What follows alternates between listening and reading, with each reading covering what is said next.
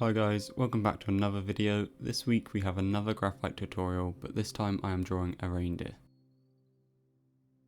The reference photo that I used for this drawing will be linked in the description along with all the supplies I used. So to begin with, you need to start with a sketch of the main outline and shapes. I use a light box to trace mine, but you can use any method you'd like. Then, starting with the eye, I like to redefine that sketch and place in any shapes that are not part of my sketch. I am using an 8B pencil from the Faber Castell Pitt Graphite matte set, as this eye is very dark. These pencils are getting a bit too short for me now, but I want to make sure that I use as much as possible before opening a new set. Once I have a clear guide, I can start shading in the dark area, making sure to leave an area for the catch light. Now this drawing is quite small, so these details can be difficult to capture, but keeping a sharp pencil will help. These Pitt matte pencils do require to be sharpened more frequently, but you will find it much easier to get them really dark values.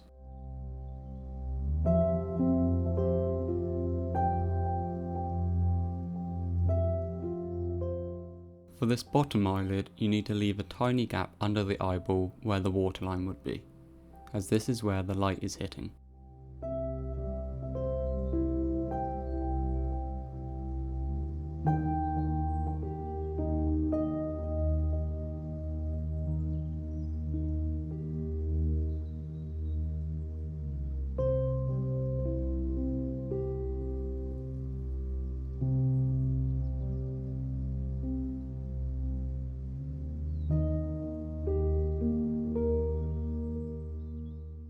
Then I like to go over all of these dark areas again, making sure that they are as dark as possible.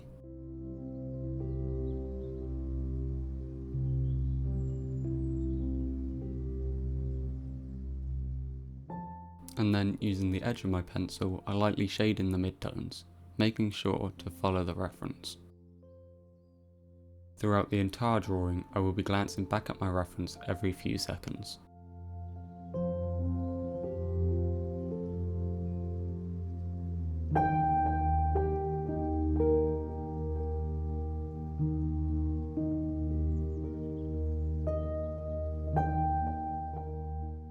Now we get to move on to the fur. I tend to work my way out from the eye and then work left to right to reduce smudging. Now looking at the reference, there is this lighter area of fur that surrounds the eye. The fur here is short, so I'm keeping my marks as small as possible and I'm using the sharp point of the pencil. If your pencil is too blunt, the marks are going to be wider, which is useful for some areas but not here. The direction of the fur is also important, so keep your marks going in the same direction as the fur.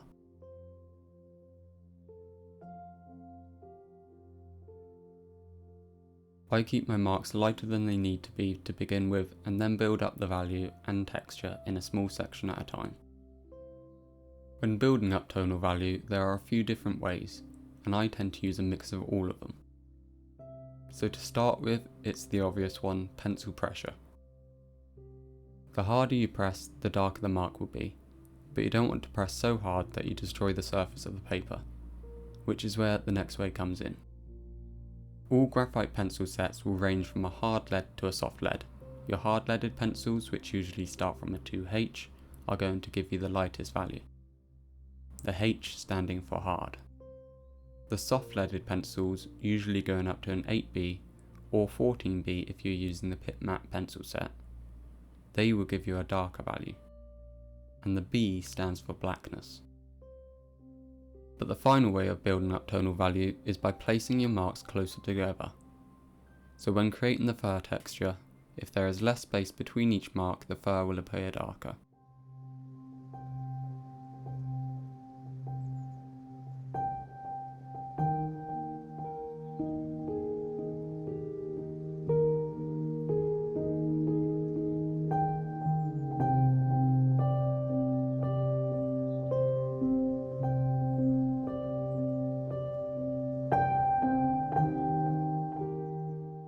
Now at this stage it looks like I've given this reindeer a black eye, but you just got to trust the process and take your time.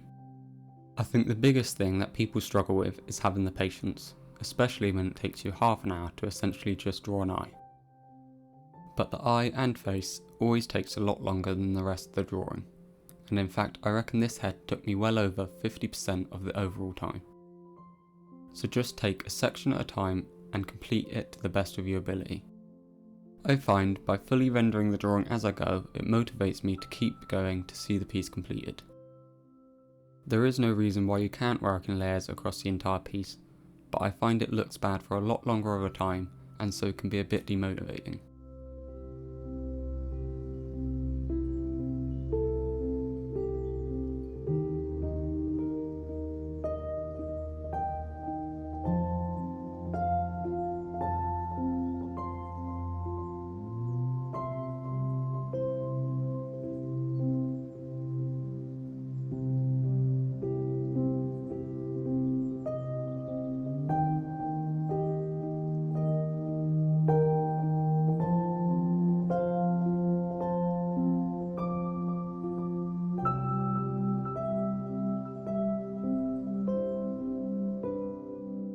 As I make my way up into this forehead, there are some areas where the fur is more subtle, so you don't want as much contrast between the marks and the gaps. A more blunt pencil can also help create a softer texture. You'll also see me adding the fur texture first, with lots of little marks, and then going over the top to shade in the gaps, which will blend out the texture and make it less noticeable. This fur has lots of variation in tonal value, so one thing that can help is adding the darker patches of fur first, making sure to look at the general shape of these areas. Then this will give you a guide to fill in the rest, kind of acting like a secondary sketch. Now I'm just going to work my way down towards the nose area, following the reference to make sure the values are correct and the direction and length of fur is correct.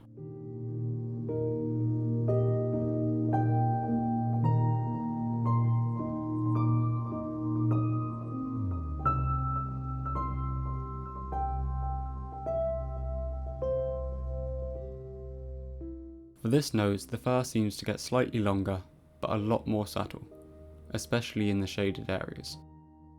It is also a lot lighter in value than the rest of the face, so I'm using a harder lead pencil from the Faber Castell 9000 set. These pencils will create more reflection in the graphite, but that only really becomes a problem when you press too hard, and here I'm using a light to medium pressure. There is also a white portion of the nose, but because I'm wanting to keep the background white, I have to create a separation between the white of the nose and the background. This is the only time I don't follow the reference exactly. Don't worry if you can't get as dark as you need with this pencil, as I come back with a softer pencil once I've laid out all of the details.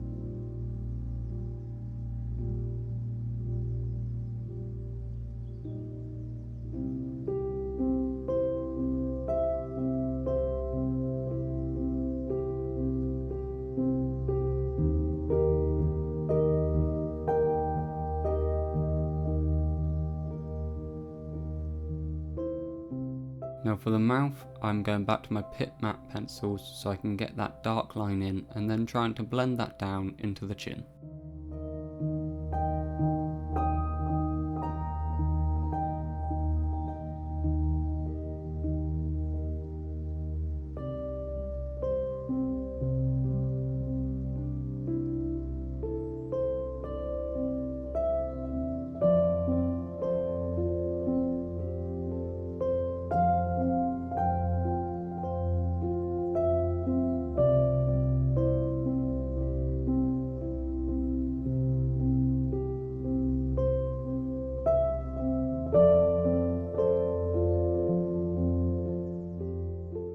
Then I jump up to the antlers before completing too much below and then end up smudging it.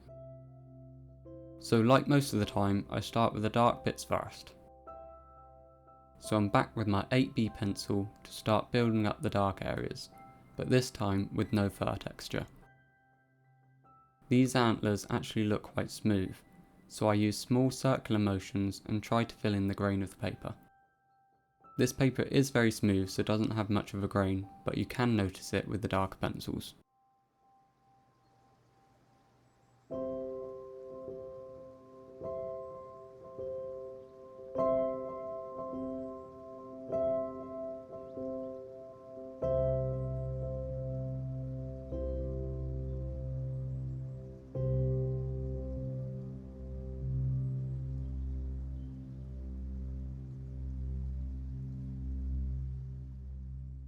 With the dark areas in, it's time for the midtones.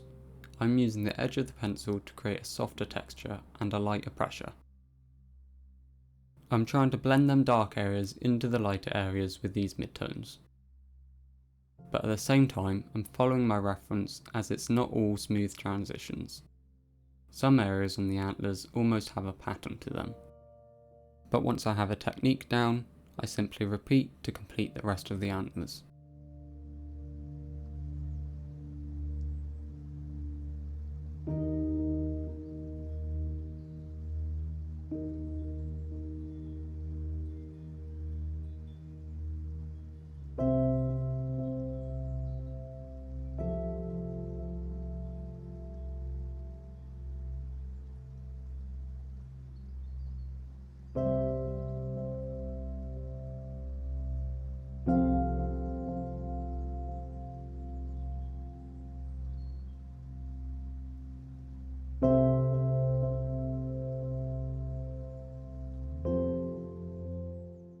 There were some light areas where the sketch was actually too dark, so I just used an eraser to reduce the visibility of the sketch slightly.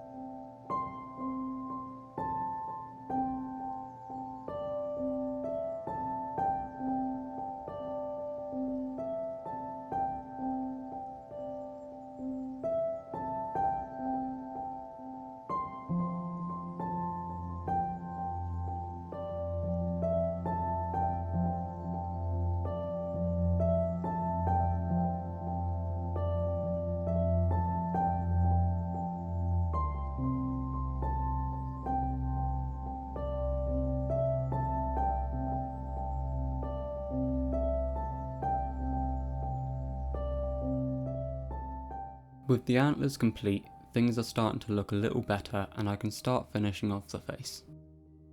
So for this section, the fur is actually so subtle that I can't see any hairs. So I start by laying down a smooth base of graphite, slightly lighter than the area actually needs to be. Then, using slightly more pressure and the tip of the pencil, I can add the texture on top. For this texture, my pencil isn't actually leaving the paper, and I am just creating the indication of fur. I do this until I've slowly built up to the correct tonal value. I'm also trying to smooth out the transition between the bridge of the nose and this lighter portion of the face.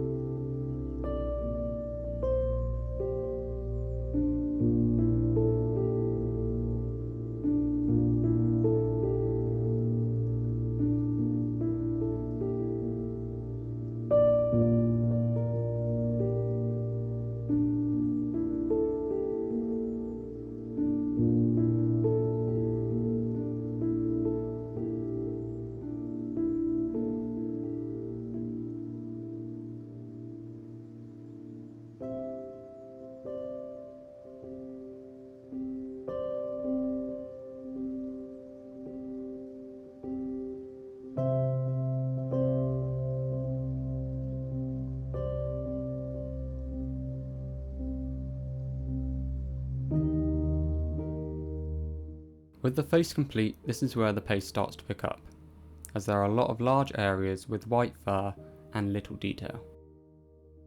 But for this fur that runs down the top of the neck, it's like the fur is clumping together slightly, so I use a slightly more dull pencil so that the marks are thicker, and then I leave larger gaps between my marks.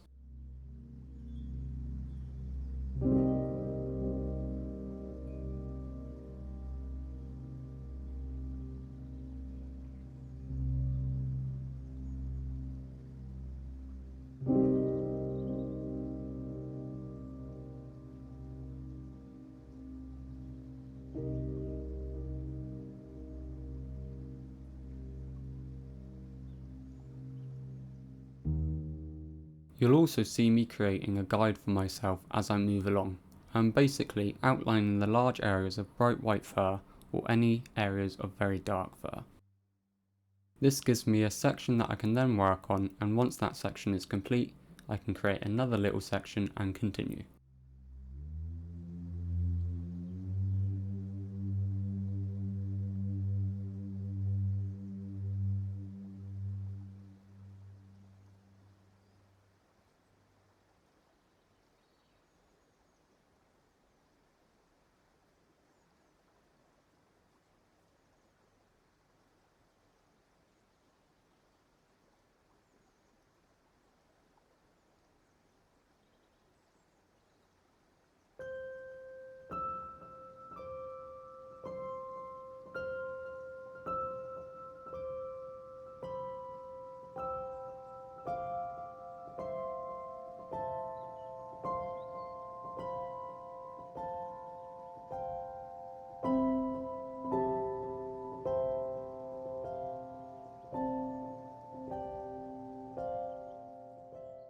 Now this area here is another area where the fur clumps together, so I just follow the reference photo to create them dark shapes, which will then form that clumped fur texture.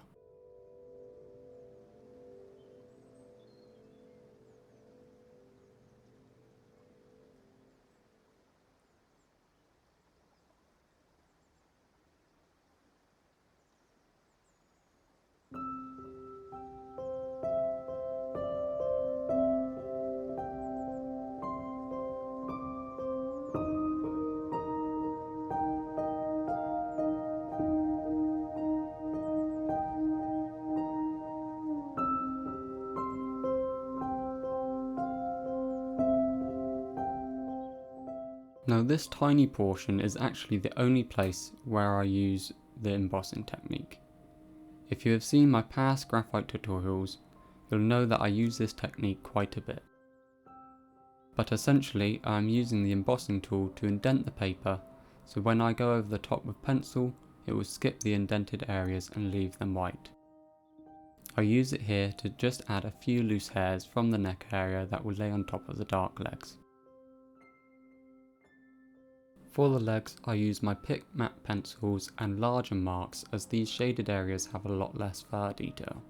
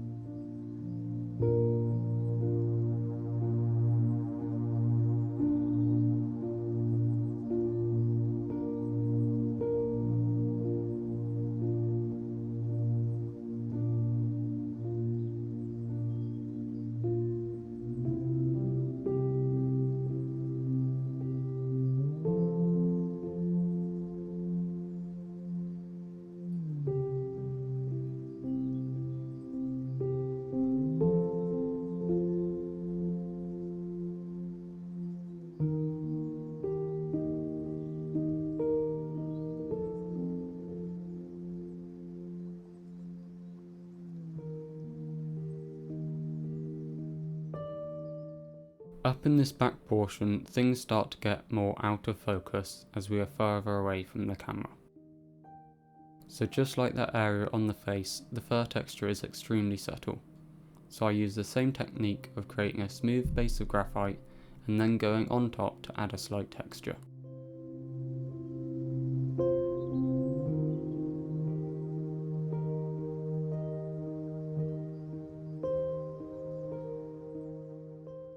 Again, I am also creating a guide and sectioning off this area of slightly darker fur along the back.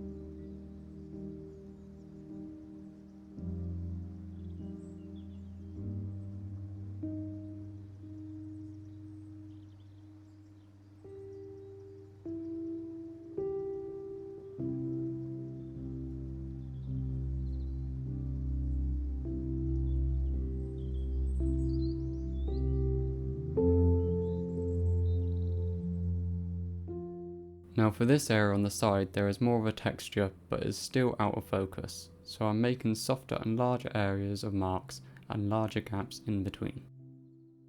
There is also stripes of darker fur that almost look like the ribs.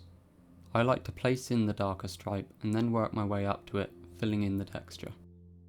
The fur next to the dark belly portion also looks a lot softer, so I use the edge of my pencil which will create that softer texture. Here you can see me mapping out the darker belly portion just to act as a guide, making it easier to fill in the gaps.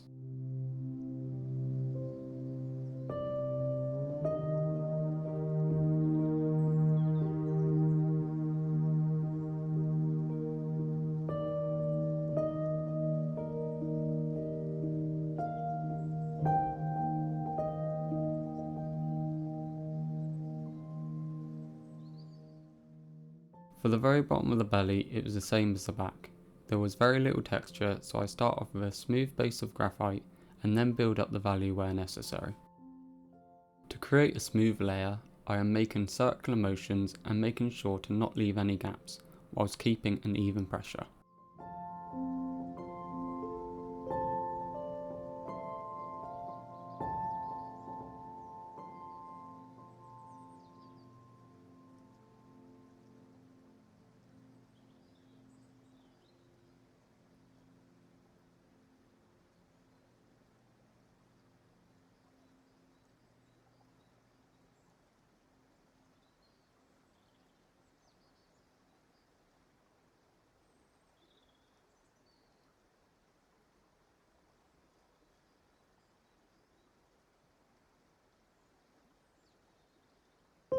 I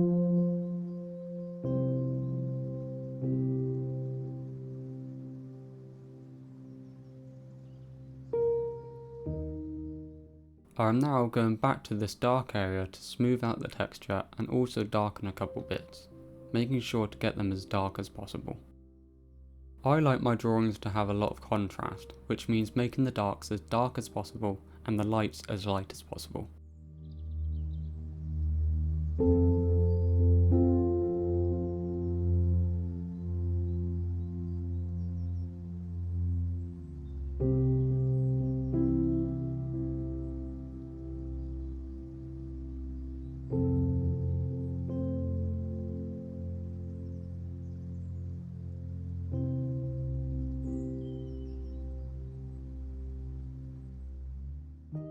Now as I'm finishing up, I would like to say thank you for making it through the entirety of this video. If you have enjoyed it, or found it helpful in any way, please leave a like or subscribe if you haven't already. The better these videos do, the more time and effort I can put into them. Thank you for watching.